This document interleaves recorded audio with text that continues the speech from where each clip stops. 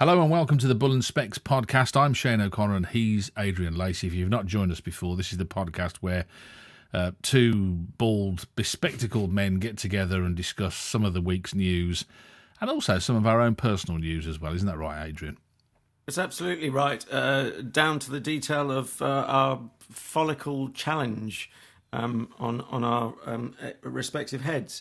I did think, I'm not sure if I ran this past you when we were discussing possible names for the podcast before we settled on Bull and Specs. I thought of Bald and Balder. I did suggest the Bald and the Beautiful. I really like the Bald and the Beautiful, but there was a big legal argument about who was going to be the beautiful and who was going to be the bald, wasn't there? Well, there's also an argument. I don't blame anyone who's wondering. Of course, this is lost on people just listening, perhaps. We do apologise. We will rejoin you in sound only.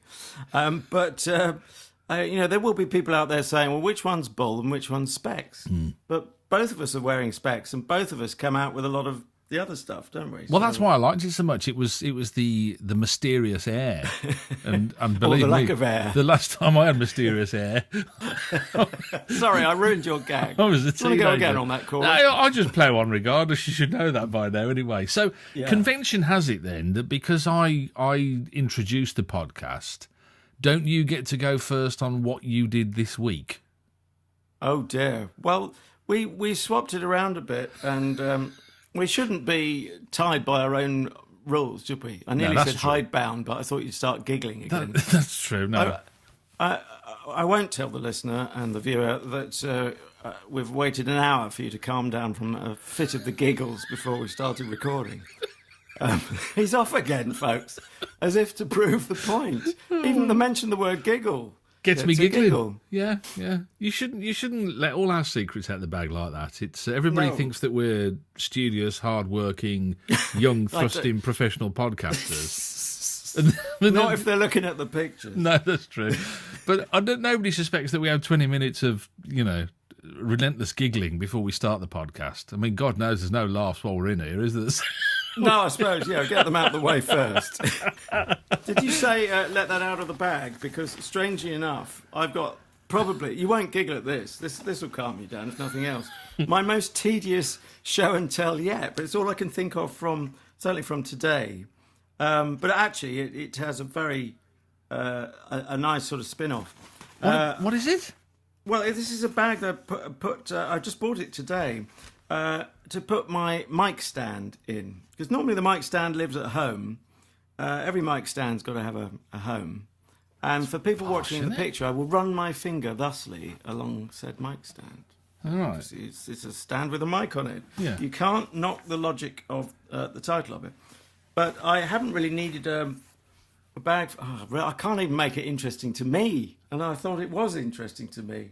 But anyway, no, what it's led to, which is interesting, is I've been moonlighting. Is that such a bad thing to admit to you, my fellow podcaster? I think you've got to take the work wherever you can get it, can't you, really? Well, I mean, the fact that you are working is a mystery to a lot of people. never mind moonlighting in between. And a relief to me and my bank manager, who are joined at the hip. So does that mean you've taken your mic stand out for the first time then?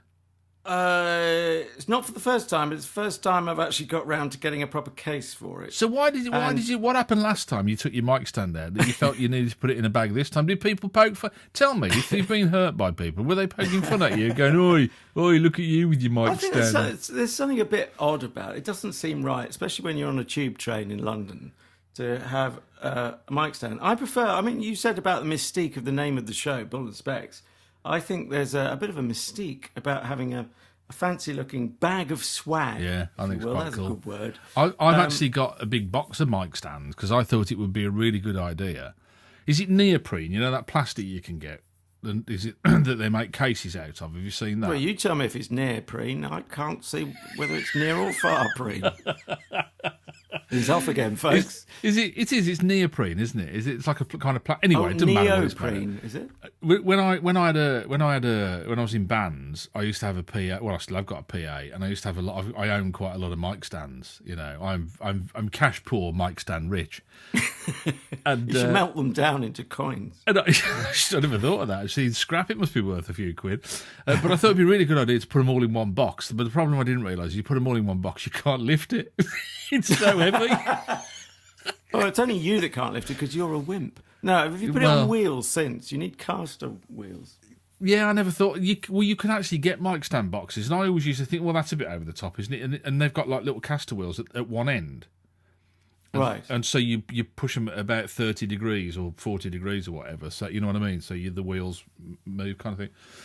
But yeah, so no, I bought the cheap version and when we moved house, it gave the removal men something to talk about anyway. That was quite nice for them. I think one of them gets out of hospital the week after next as a result of it. But anyway, sorry. So you went out. You're on the tube. You put yeah. Oh right. Yes, I didn't want to spin it out too much. Although no, the interesting part is I was actually working for an American podcast. Forgive my infidelity. I'm very impressed. And recording with an engineer, a mechanical engineer by the name of Dr. Shini Samara, who has been on the telly. So one or two of our listeners and viewers may indeed have seen her or heard her. She's done radio appearances as well as this podcast. Isn't it funny about all the different mediums there are, like podcasts and radio and that's it, and there's still a hierarchy? We're in the lower hierarchy, aren't we, really? Yeah, we're in the bottom hierarchy. Anyway, the basement hierarchy. -2 level.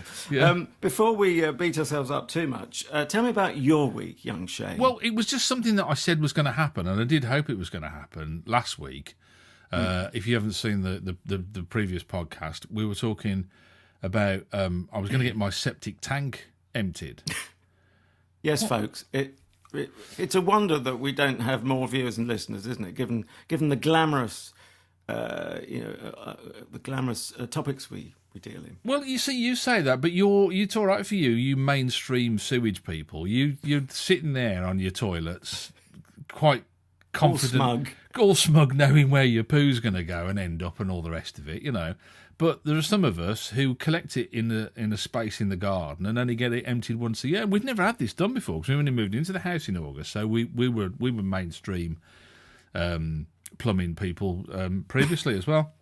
Trying to find the right term. Do you have a sort of celebratory party when the man comes around with his big? Well, here's the thing. You see, I was worried about this, Adrian. I'm going, we've been here since August. You know, it'll all be overflowing into the garden, and it'll be terrible, and all the rest of it. So I said to the guy, I said, how often do you need to empty these? Because I looked, it didn't look full at all. You know what I mean? We've been doing our best to fill the thing. Oh dear. For fear that the guy would come and talk about us and go, well, he couldn't even be bothered to fill it. What's the matter with these people? But he said, you can leave them for years. He said they don't. I said, you kidding me? I'm thinking, well, why am I getting it done once a year? And he said, that's because the culture that's in there, there's microbes in there that do all the munching of the poo and everything, and you know, and make the chemical reaction happen and all that sort of stuff. Yeah. And I said, so have you ever been to one where they've not emptied? He said, oh yeah, the worst one we ever went to, it hadn't been emptied for 15 years. Oh my Lord. And it was a school. And I said, well, what happened then? And he said, well, we kind of suck the fluid, because basically what happens is, I don't know if you know this in a septic tank, but the solids sink to the bottom. Right. And then all the microbes munch on that. And then as you get further up above that, then the liquid gets clearer and clearer and clearer. And eventually it just goes off into the water table. It just drains off. Right. But he said, we sucked the water out. He said there must have been an inch and the rest of it was rock solid. Oh, my Lord. After 15 years. I said, well, what did you do? He said, it took us 3 days to empty it. He said, we kept coming back with water and trying to, dissolve it. And it was just like one giant, if you can imagine, like a 15-metre squared block of poo, basically. Yeah.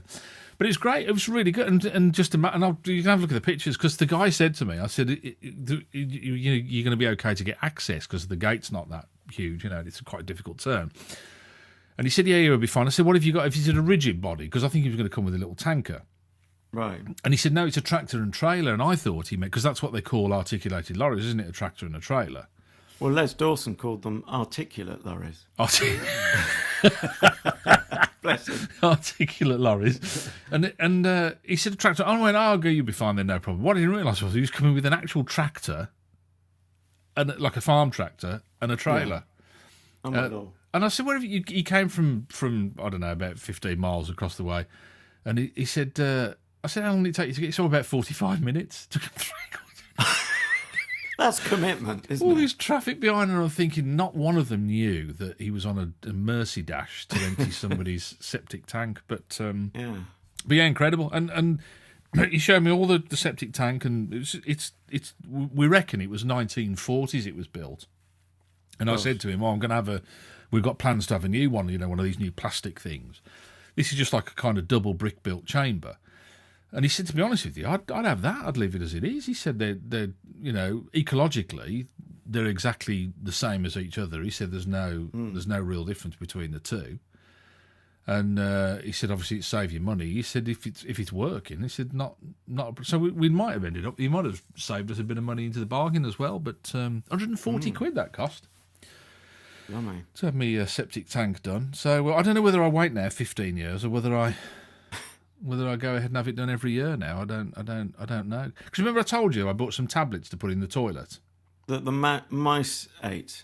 Exactly ones. Yeah, well, I don't know where to keep them. In fact, I've got them here. Actually, I've got them. Look at that. Well, they sound lovely as well as. You get free rubber gloves with them. So I mean, you're not. Is that what sold it to you? Yeah, well, the free rubber gloves. As soon as I saw we got free rubber gloves, I was in like Flynn. I tell you, that was it, mate. I thought that's it. Did you ask if they were pink or marigolds? You don't get a choice. You just get blue latex, and that's it. You just got to get on with it and do it. That just makes me want to say, oh, nurse the screens.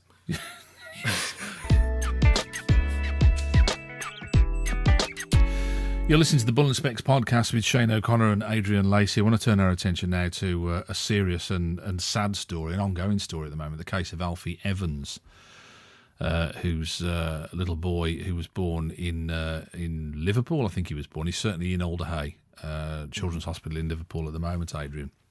He's born with a neurodegenerative disorder. And this is one of these stories that's twisted and turned as time has gone on. Where we're at right now with this story is that he was on a ventilator to aid his breathing. The care team that were looking after him decided that it was in his best interest not to have that ventilator still running, and it was taken off. There is some suggestion that the reason that he didn't die when they took that ventilation away is because his father gave him mouth-to-mouth resuscitation, but I think that's still to be confirmed at the moment.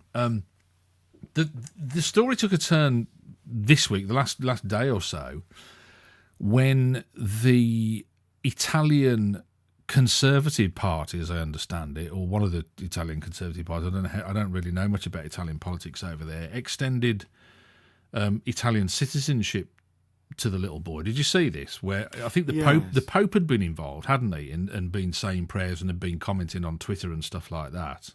Yes. And then, as I say, the Italian Conservative Party had said, well, actually, he can be. And I think the Polish Prime Minister had also made some noise about wishing to help with the case as well. But he's been stopped by the British courts from leaving to go to Italy. That's the point at which kind of my antenna stuck up, if you like, and I thought, hang on a second, why? What? I can understand why they would take away ventilation support, but surely if a family thinks it's in the child's best interest to go to another country and that country says that it is and they will do that, I don't see why courts are getting involved in that. Did you see this? Do you have a view? I mean, do you think this is taking away parental responsibility completely, isn't it now? Well, it is. Firstly, just to state the obvious, I think it does need stating that I don't attach any blame to the parents, and I'm not a parent myself, but obviously you are, and we hear about baby Frank from week to week. So I kind of feel like an honorary uncle to him. or a godparent or something. No, you most definitely are. There's no question. Do you know? Can I just say as well, this having him being a father has not changed my view, but changed my sensitivity to these kind of stories. No, I can imagine. I think, to bring it down to basics as I understand it, and as you say, there have been many twists and turns, and I mean, you could get a different angle on it with every hour's news bulletin. But essentially what you've got is, two competing views of what the child's best interests are. But ultimately, the judge is siding with the independent group of doctors who have made this decision that it's not in his best interest to, as you say, to be supported on the ventilator. It is, as I see it, it's only an extension of that they're saying. Effectively, I'm afraid it's a fatal, as you say, neurodegenerative disorder, and I think their view is that to be taken abroad is just to, not necessarily to prolong the agony, but to worsen the suffering, Alfie's suffering. They're not making this decision I don't think, to protect the medical establishment or sort of set the hospital against the parents. There's been some terrible misunderstandings along the way, and people who should know better behaving very badly. How could there not be, though, between the parents and the hospital? I mean, how could, in that situation, as good as the work that the hospital staff are doing, and as much as they believe they have the side of right with them, if you're telling a parent that they can do nothing but let their child die, how can you not expect a parent to say, well, I've got to try something? And so there will always be that disagreement. That is going to be a natural thing, isn't it? You're quite right. Yes, but when we sort of had a brief to and fro in email form before the show earlier today, I think you used an expression which is probably technically correct. It just sounds, to me, it sounds a bit more sinister than it actually is. It's that, correct me if I'm misquoting you, Shane, in your email, but words to the effect that it's the state forbidding the parents to do with the child what they want to do, which is to take him abroad. Yeah, it was along those lines. Wasn't it? That's how I feel. Go on. Well, I mean, yes, I think, as I say, that's probably technically correct. But as soon as we start talking about the state, it all sounds 1984ish and so on. I believe those doctors. I mean, I haven't met them, but they would be trained, I'm sure, to the highest standards, and would have the highest ethical standards. And if they thought there was anything they could do, by golly, I think they'd be doing it. And I get that, and I don't argue with that, and I kind of think I can understand that, and I can understand them wanting to withdraw ventilator support. But because I can see both sides of the argument, because thank God I'm not that parent in that situation. I can understand why that parent wouldn't be able to see it in that situation. I probably wouldn't be able to see it in that situation either. But what I couldn't, and this has been going through my head all day more or less, is what I couldn't really countenance was how would it hurt anybody trying? You've got to try. And if the Italian government, this isn't they've decided on a whim, well, we'll go to see somebody that we've not even booked into to see if they might be able to help. This is the Italian government, or certainly Italian politicos saying, we're going to make you an Italian citizen, which is quite a step, really, isn't it? To get involved, get involved to that kind of level. You think you've got to try? Well, you'd have to try that, wouldn't you? Now, why would you want to stop that? What would be the reason that you'd want to stop that? I think the very same reason Alfie was removed from the ventilator, which is the potential for more suffering. I don't mean to be flippant about it, but I mean to be taken abroad when you're that ill. I mean, the last thing I ever feel like doing, if I'm, this is at a trivial level, forgive me, but, I don't feel like travelling if I'm not well. So you multiply that by a factor of, with loads of noughts on. Can I use an illustration at the other end of life? So I'm just going to say, you're not talking about, putting him on an EasyJet flight. Are you talking about air ambulance, door to door, and he'd go into care at the other end as well? I mean, you would really argue and say, well, in his condition, he probably wouldn't know whether he was in hospital or on an aeroplane or in another hospital in Italy. And this is what's been going through my mind all the while. I'm thinking, what possible reason could a British court have not to say, well, we wish you all the very best, we hope it works out for you, but to say, no, we're actually going to stop you from doing what you think is the best thing for your son. Now, for a court to tell a parent that, who is not outwardly abusing their child, you kind of think, I don't know, there's a line, and that's a step over a line in my book. Well, but they are effectively, they're at loggerheads anyway, aren't they, in effect? Yeah, true, yeah. For reasons you understand. I just want to give a quick illustration, but this is very different. But I don't know, I think you might just get a parallel. I think listeners and viewers might see where I'm coming from. It concerns my father, so we're right at the other end of life, at the end of his life, as it turned out. He had Parkinson's disease for 2 years.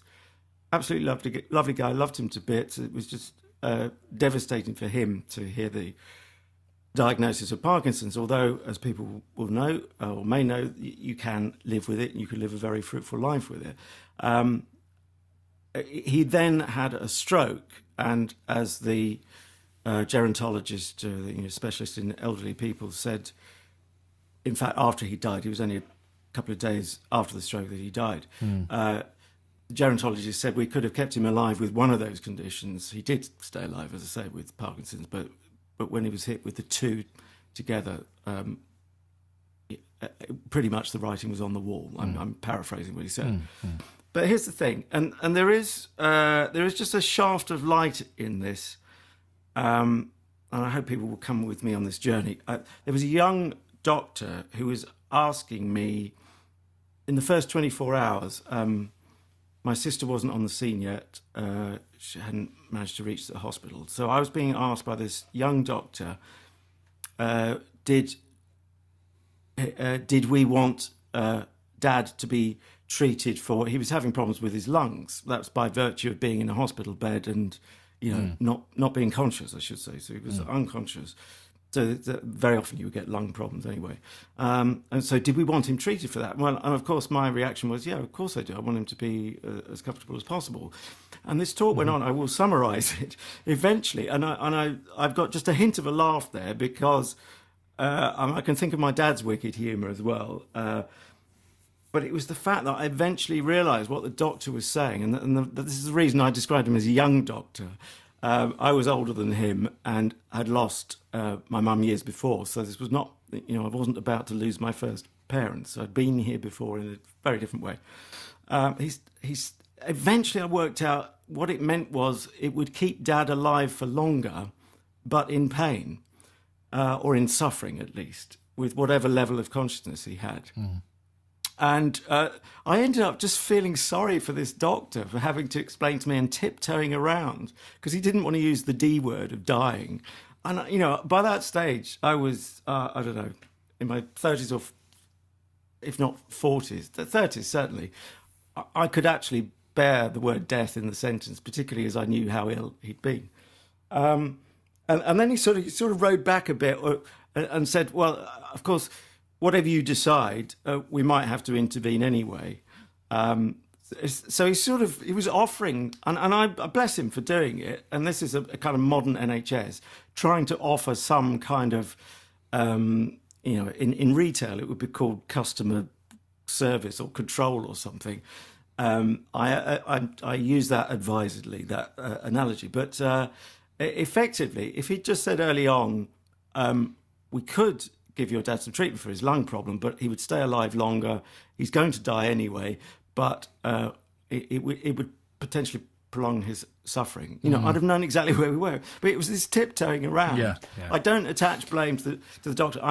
He's got more years on the clock now. It's probably much more used to those conversations. But the funny thing was, I ended up kind of helping him to say what he didn't want to say for the best of reasons. He was trying to preserve my feelings. Isn't this is different though, isn't it? Isn't it a bit like saying to somebody, they've not got long, but you can't take them home?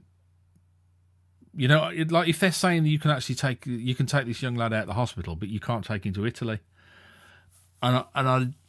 that's where to me it is they are exceeding their power as a legal entity. I think I don't know. I still can't get past that. And as I say, I'm only heightened to this since becoming a father, and I kind of get it if people don't get it.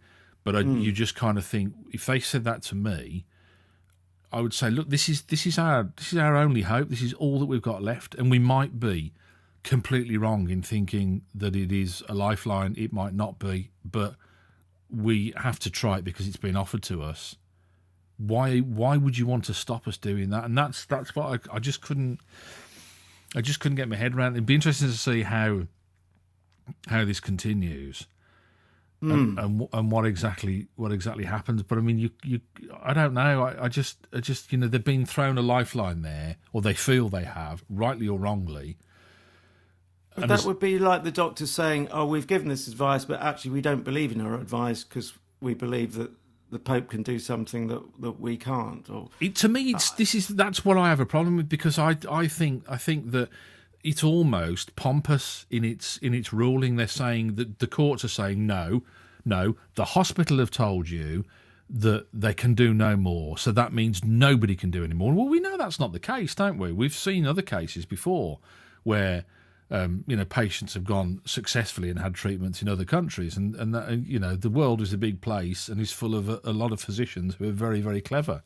Now, I'm not saying that's the case, Adrian, with this. I'm not saying that at all, but I just feel really uncomfortable out of what is a very uncomfortable story. I feel really uncomfortable that courts are prohibiting a family from taking their child to somewhere where they believe, that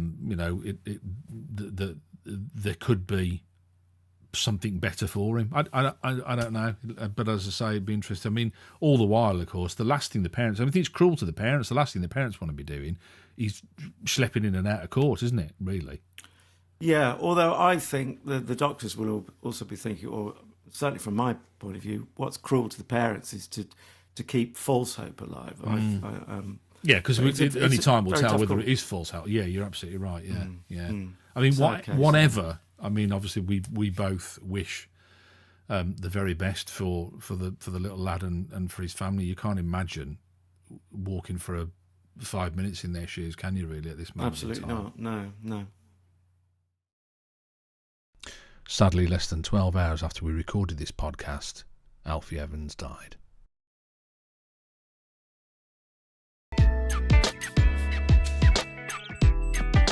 Okay, this is Bull and Specs. I'm Adrian. He is Shane. And we have one more story. What we tend to do is we're in three parts usually in the show. We start off, as you've gathered, with our own personal news from the week, highlights or indeed lowlights. And then we pick off two big news stories from the past week. We've got a lighter one now to finish on. And actually, we keep half an eye on the clock for this show, although regular listeners or viewers might work out it is only half an eye on the clock because we're not that consistent. But why be a slave to the time? Funnily enough, they do pan out about 40 minutes, don't they? I mean, we do aim for half an hour. Is the secret out now? We do aim for half an hour, but they do knock at about 38, 40 minutes. Oddly enough, they kind of level out. Really, it's really weird.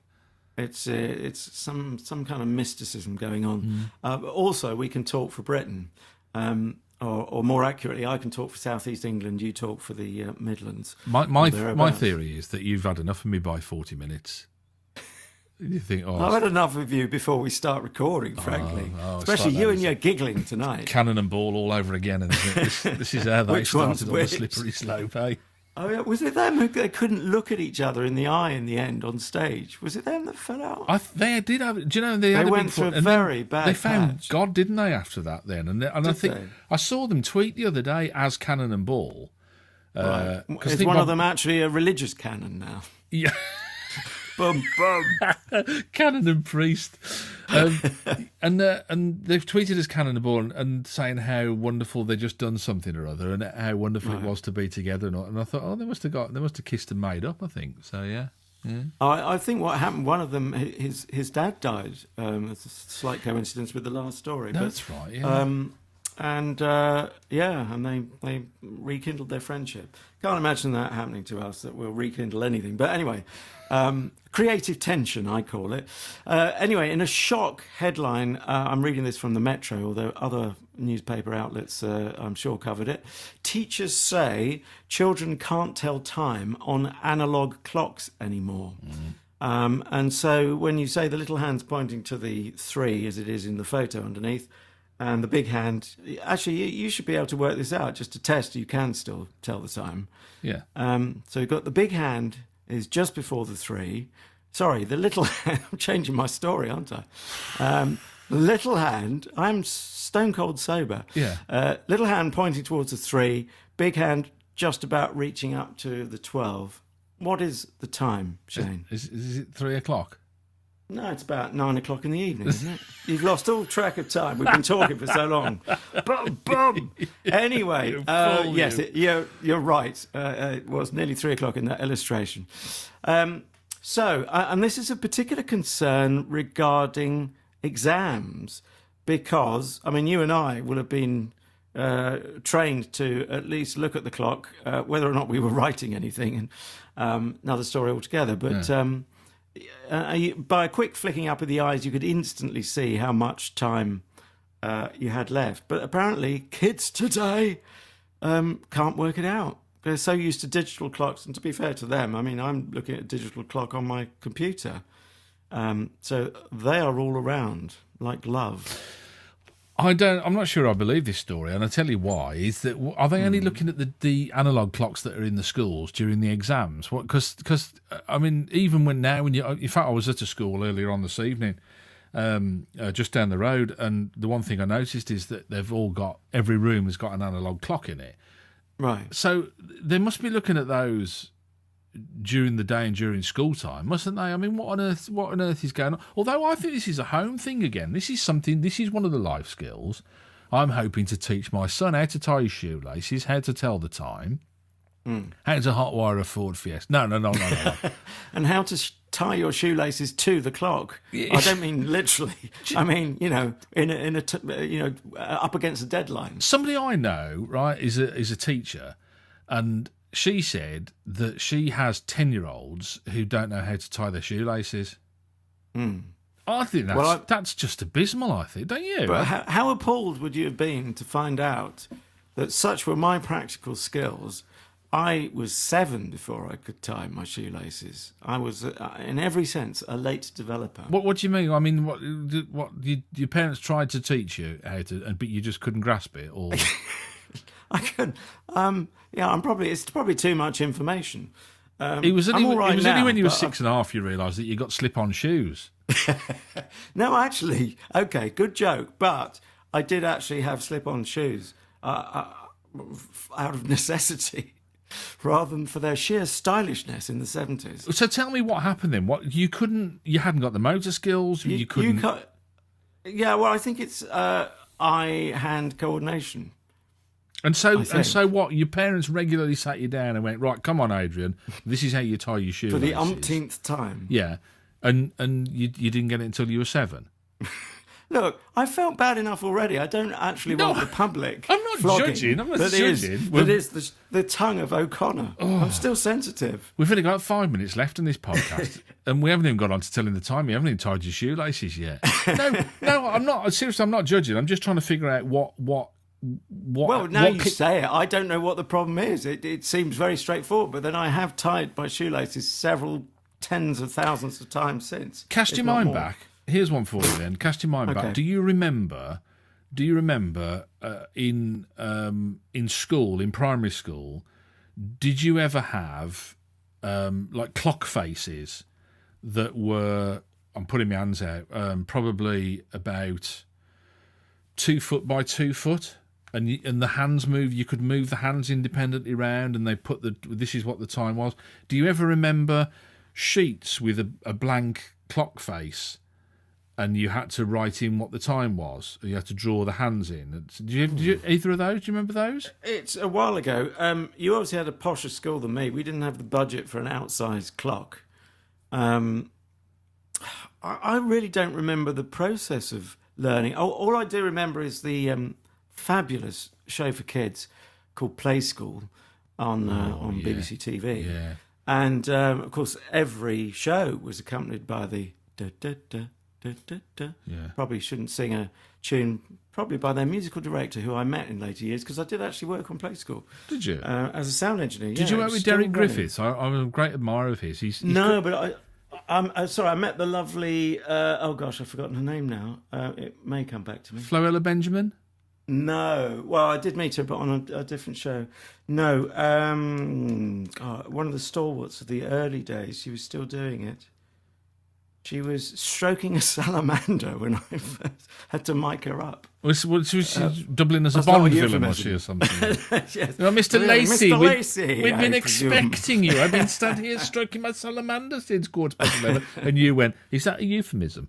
And then on a children's show as well. Do you remember the sheets with all the clock faces on and just had the think numbers? We probably did it that way. That rings a very vague bell, alarm clock. I don't know how I've remembered that, but yeah, normally I can't remember what I did yesterday. But my point is that I remember school taking the time. I don't remember my parents actually teaching me shoelaces and time and stuff like that, but I remember the school taking time to do it, and I remember that happening, certainly. So you kind of think, is this a failing in the education system? I mean, to me, it is a parental job, personally. But, well, I mean, schools are, forgive the pun, they're constantly up against the clock.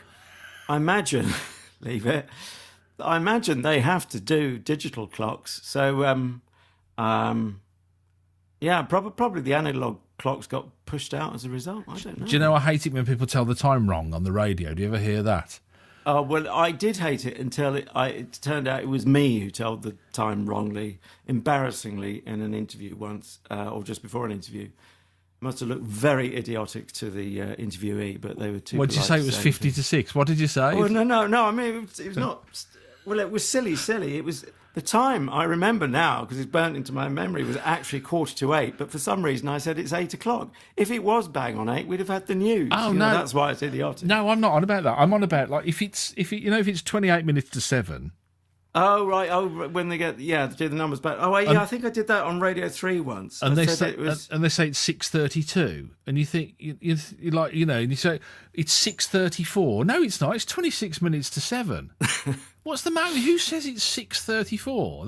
That was. Yeah. I hate that idea. It's just lazy. That is lazy. Oh well, yes, you can pillory me for that as well as the school, struggles with the shoelaces. Maybe they should do a bit of Alan Partridge. Have you seen that where he's telling the time and he's saying, for those who like to tell the time in a slightly wacky way, it's 50 to 6. Or 1,974 to 12 or whatever it was. Hot topic. Yeah. Anyway, on that bombshell, yes, we've got. We're up against the clock and we're out of time. Oh, dear. This is where we've got to finish another podcast. We hope you've enjoyed the time that you've spent with us. You see what I did there? That was very good, very natty. You can see you're worth the money. Until the next time, as we always say, share and share alike. It's good to share. And we love it if you like us. When I say if you like us, I'm not looking for unnecessary attention, although I will take any unnecessary attention that comes my way. If you can like, click on the like or subscribe, depending on what platform you're listening on, and if you can share, that'd be great. You can catch the video stuff on YouTube if you've not done already.